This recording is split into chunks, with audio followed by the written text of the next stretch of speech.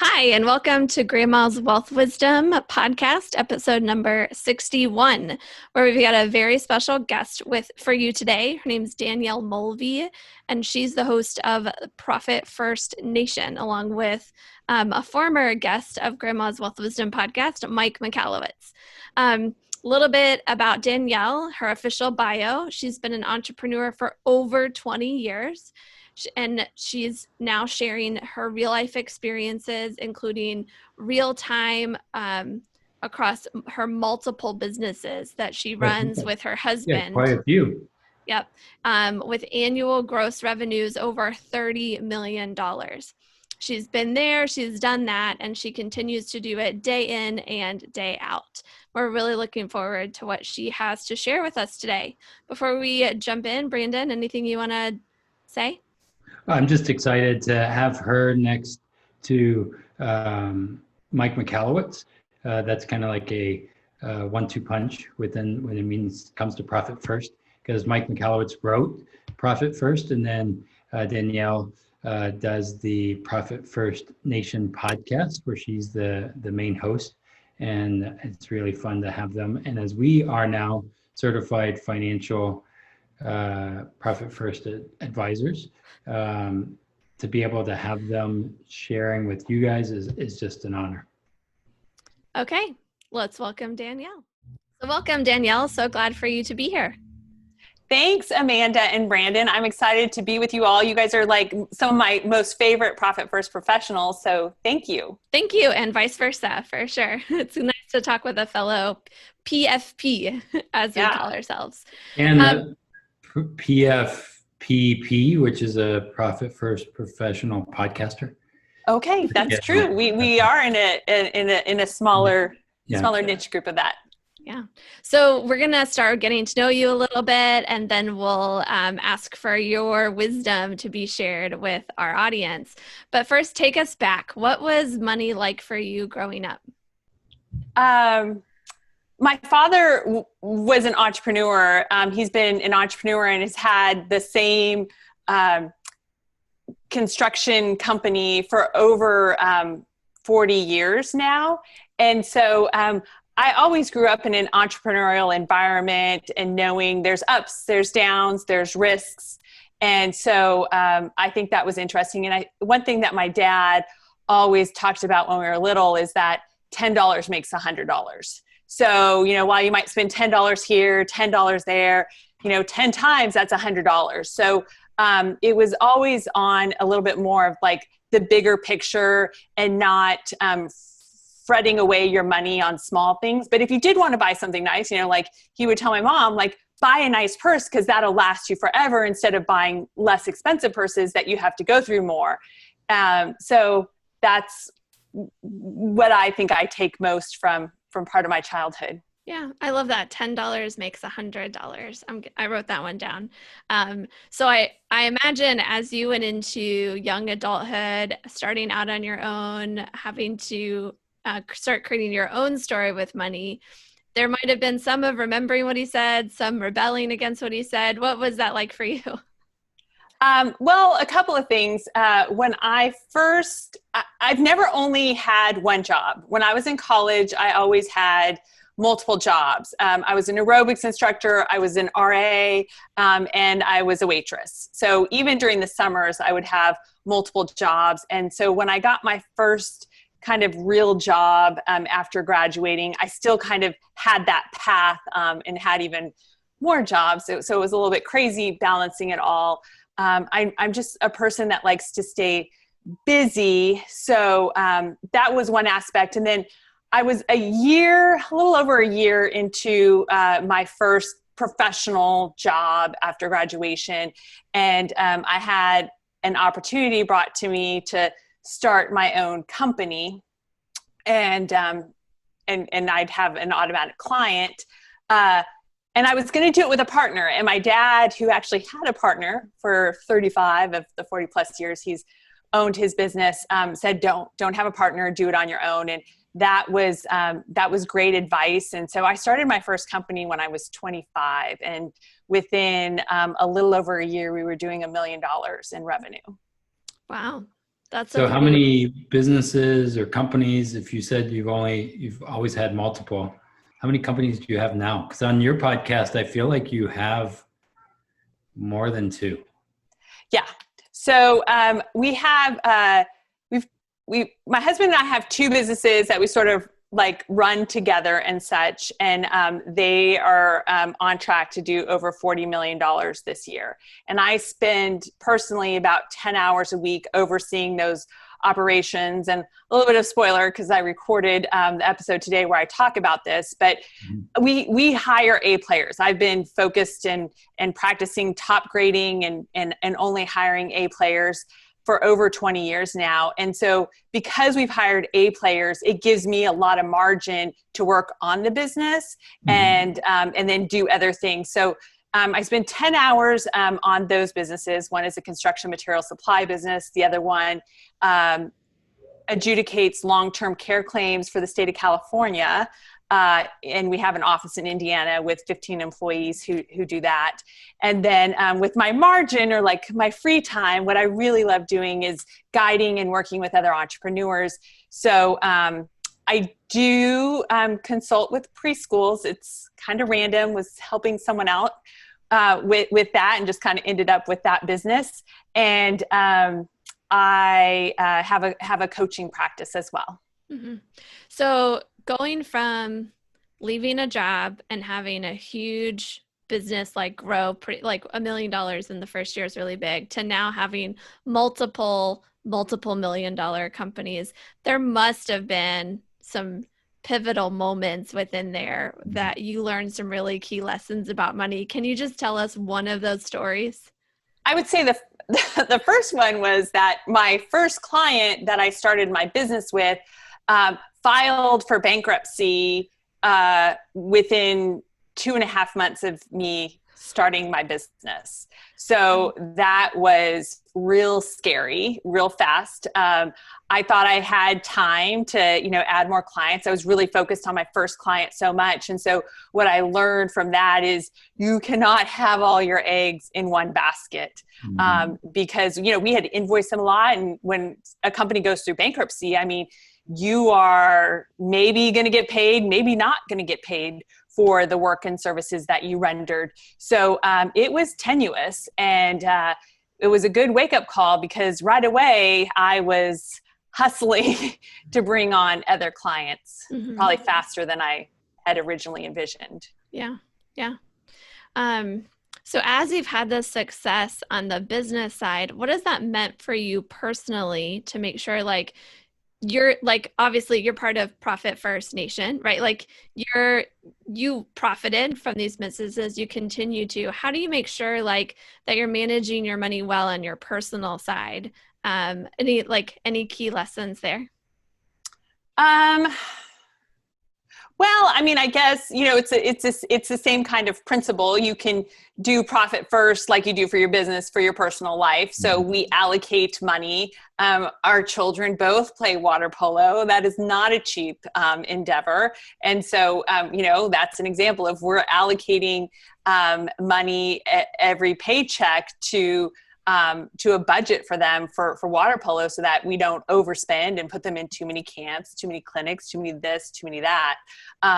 So I would say that's how we have leveraged it in our life and they're aware of it and they help, decide the decisions about how the budget that we've set aside for them gets spent in terms of how they want to further their water polo development. I love that. So you're involving them in the process so they learn a lot along the way too. Love it. How do you then do the same in your personal life balance, knowing you have 4 businesses? I don't know, even though being an entrepreneur, there is no balance, I feel like sometimes.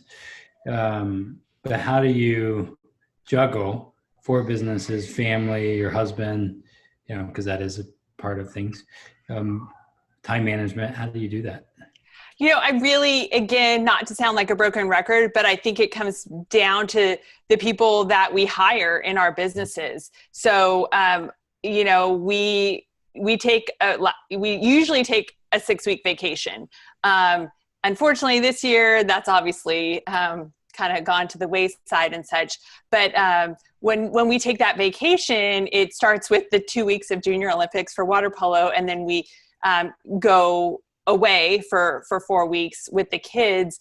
And so we can live this extraordinary life, and our business runs itself because we have A players. I mean, when we've traveled like that, I mean, there's nothing that I was involved in on our last 6-week vacation last year where, you know, I had to handle something for the office. So I really think it comes down to not settling for B or C players and really focusing on A players, which I go by the top grading definition is the top 10% of available talent for at the given salary. Gotcha. Yeah. So one final question personally, and then we'll switch over. So I have no idea if you've had any relationship with your grandma, but whatever like she is to you, what do you think in your life she'd be most proud of right now? She was always so supportive. She has passed. But you know, I actually talk about this in my keynote speech. She hoarded coins. She collected bicentennial quarters. And I have to say that like the turning point for me in being an entrepreneur was almost over 17 years ago. And that's when I had to pay a chunk of change to the IRS. And because I didn't have money set aside to pay taxes on the $250,000 of personal income I was reporting on my taxes when I was, 28 years old or so. And so I was literally living off the coins that I had learned to hoard like she did. I was buying $1 bacon cheeseburgers at Wendy's because I could pay for it with coins. So I think that she would be proud of me in the fact that I was able to get by with sharing her coin hoarding. But that was also my wake-up call because I didn't understand my financials. I owned a business, but I didn't own my financials. And so that was my wake-up call of like, whoa, there's more to owning a business. You can't just hire a bookkeeper and an accounting firm and think that they take care of it for you and are going to tell you if something's wrong. You're ultimately responsible. Mm-hmm. What would you tell a client if they said, a business owner that they don't like numbers or I don't want to deal with numbers? What's your coaching to them? Well, I'm kind of picky about who I work with. So I don't work with everyone. And I mean, I would say that might be a deal breaker. I definitely think that if you don't like numbers, then your mindset is not in the right place. So that's one thing about hosting the podcast and Profit First Nation is a lot of people aren't in the right mindset. And so I hope by talking about Profit First every week, we start to break down those barriers and help remove those obstacles that are in people's heads, because money and finance is like 90% emotional and 10% logical.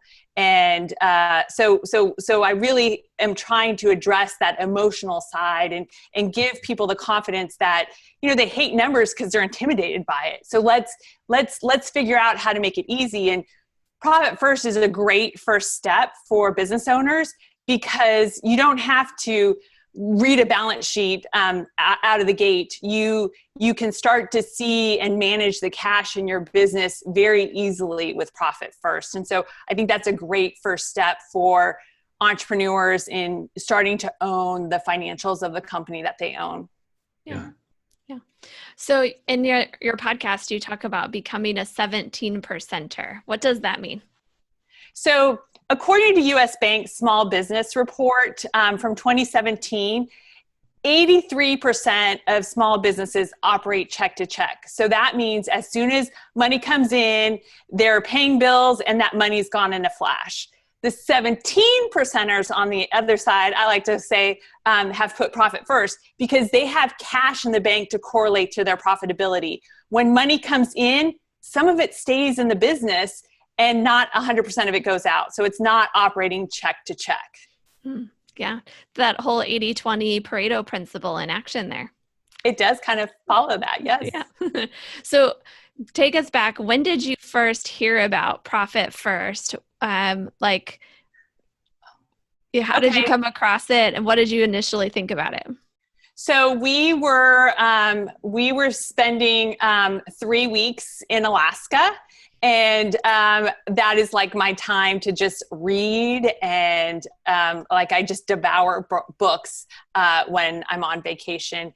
And so I read Simple Numbers, and then I read Profit First, and just was like, oh my gosh, this is great. Because at this point in our business, my husband and I had different ideas about how to manage the cash in our business. And so I always say to Mike, and he knows Ken pretty well, but I always say to him, like, you saved our marriage, because it was getting, rough. And when we both read Profit First, we said, okay, this is fair. This is objective. It's not my opinion versus his opinion. Mike Michalowicz has set the rules and we agree to follow them. So it's given us a great sort of boundaries and formula and principles to follow that has just been great for our marriage, to be honest. Yeah. And now as you're sharing Profit First with other people, what do you see as their biggest obstacle to getting started? There's two things. Number one, people think that they need to be profitable before they start Profit First. Mm-hmm. And so my question to you is, well, how's that working for you? If you're waiting to be profitable and you haven't been profitable, then what's going to change? So Profit First can be implemented in any business at any time, and do it now. Get your butt to the bank, open up your primary accounts, and start allocating 1% of every deposit to your profit account. And that's how you get started with Profit First. The other thing is that a lot of people, I find, are scared to jump off into Profit First because they're scared of doing it wrong. And there is no wrong about Profit First. I mean, if you're doing Profit First-ish, yeah, that's wrong. You have to have the bank accounts. You need to follow the behavioral patterns and expectations. But what I love with the podcast is the questions that I get in. People almost answer the question themselves when they send a question into the podcast. And I mean, so far, everyone's been right in terms of what they think the answer is to their question. So it's just, you've got to trust your gut. And I'm going to add a third thing. Profit First will evolve with your business. So as you grow, you might need to add additional accounts. Start with the 5 basic accounts, but how we implemented Profit First 3 years ago is not how we're doing Profit First now. We've implemented more advanced strategies. We've implemented other types of accounts. And so, you just start with it, and then it grows with you and you evolve with it. Yeah. I think that's really good. Just thinking about how a business does evolve in general. And so of course your systems are going to evolve with it. Yeah, you're exactly right. Never thought of it from that perspective. Yeah. So I've also imagined you've seen a lot of companies have lots of success with Profit First. What's some of the biggest results that people get when they choose to adopt the Profit First system and they've been implementing it for some time? I think the thing that is probably the biggest success is how quickly they're able to eradicate debt. So a lot of businesses, I would say, kind of maybe going back to that 80-20 Pareto principle, about 80% of the businesses that I've worked with have had debt. on their balance sheet. And it's not any kind of new debt. It's just been there and it's been serviced, but they haven't attacked it. And so I think the biggest thing is, again, how's that been working for you? Not so good. But when they implement Profit First and they are with their first quarterly distribution of profit, taking 99% of what's in that profit hold account and throwing it at their debt. I mean, that's how they attack their debt. And when they, pay off the debt in their business, I mean, huge sense of excitement and relief. And it almost kind of flips the switch too, because then they become even more conservative about never accruing any sort of debt again. Yeah. I was thinking about this with the 80-20 too, with getting rid of debt and combining that with Profit First. If you understand that idea of 20% of what you do actually provides that big results, right? Yeah. And if you're doing the 30% in OpEx or whatever that number is, you're going to be more keen to know and put more into that thing. And then you're going to cut expenses on things that don't matter. So your business should pretty much blow up in a positive way because of combining those two principles. Yeah, it's like, I mean, you're definitely starting off slow, but you are gaining momentum the longer that you do Profit First and seeing the results that you're getting out of it. So exactly right, Brandon. Awesome. So we've just hit the tip of the iceberg here. There's so much more that I know that you are sharing with your audience and that you could share. If people want to get to know you more, hear more of your wisdom that you're sharing, how should they do that? Well, please join us on Profit First Nation. Our episodes drop on Thursdays, and you can download and subscribe to us on your favorite podcast platform. And we did just roll out a new feature that allows you to get our resource that's associated with the episode each week automatically texted to you, so you have it right there on your device when you're listening to the podcast. So don't forget to opt in for that as well on our website, profitfirstnation.com. Awesome. One final teaser. You're going to teach us how to do that. Yeah. One final teaser for the podcast. What is your main goal and for like what the audience is going to get from listening? So the whole reason that this podcast came to be is I've traveled with Mike across the country. He does his keynote speech, and then I do the workshop after his keynote. And people come up to him so excited. I've read your book 3 times, listened to it on audio twice. And he's like, great. Have you implemented it? And they're like, no, it's not the right time. And so the purpose of the podcast is to get people's mindset. Remember, we talked about the 90%. It's in their head. I'm not ready. I'm not a numbers person. This isn't for me. So it's really helping to work on that mindset and breaking down Profit First. So it's not intimidating. So you get excited about it. So you want to implement it, and then you want it to evolve and grow with your business. Yeah. Sounds very similar to what we do with Grandma's Wealth Wisdom, where you get people excited and motivated to actually do the stuff rather than just keep thinking about doing the stuff. Yes. And you guys are like a super duo of motivation. Thank you. I was just talking to one of our clients just today, and she was saying, what's really great is the simplicity of this. And I feel like Profit First, it seems some people are like, it's too complicated, too many banks or whatever. But I'm like, no, it's actually simple. And that's what makes it easy over time. But it does take, going and getting your butt to the bank. But once you do that and you start implementing, it becomes easy, and you can just look and say, hey, that's where we're at. Right now, I could look and say where we're at as a business. You're exactly right. Yeah. That's awesome. Okay. Well, thanks so much for sharing with us, Danielle. We'll look forward to welcoming you back on the podcast in the future too. I'd love it. Thanks so much, guys. Thank you. Danielle had some really awesome things to say. We'd love to hear from you what your biggest takeaways are. I for sure am going to remember that $10 makes $100. That's a nice little quip to pass on to future generations and other people looking for financial wisdom.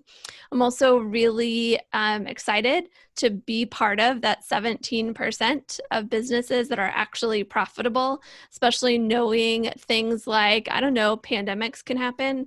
And I'd rather be part of that 17% that have some profit that has been set aside and is ready to help me get through a pandemic like that. We've learned the hard way. If you've been listening to this podcast, you've heard some of those stories of We didn't have a pandemic. the hard experiences that taught us we better have some cash set aside, right? And then I also loved that she shared about how our businesses are always evolving, and as such, we need systems that can evolve with us. And that's what I like about Profit First. It's not do A, do B, do C, 5 steps, kind of thing, but it's a system, a formula that you plug in the variables, but as your business changes, your variables are changing. It changes the equation, but the equation still works. The system still works. And that's what I like about Profit First. It's also like what I like about some of the systems we use on the personal side, that they're percentage based and formula based, not where everybody has to do the same thing. And maybe that's very millennial of me, but I also think it's very like, you want a system. If we're going to be growing and have that growth mindset, we want something that can grow with us. We don't have to just put it to the side and go find another system that works at this level of business or whatever. So I love that idea of evolving and that having a system that can evolve with us. Yeah, I really liked the idea or what you shared about hiring A players and being able to take that time off. And again, I remember us not hiring A players and how that almost killed me literally. And like knowing that when you hire the right people, that it's going to level up your business and you're going to be able to take some long vacations to be able to go and recalibrate. And I really was like, hey, how am I going to continue to hire A players and get them around what we're doing here, and not just so we can go on vacation, which is going to be great, but to serve and help more entrepreneurs and business owners. Yeah.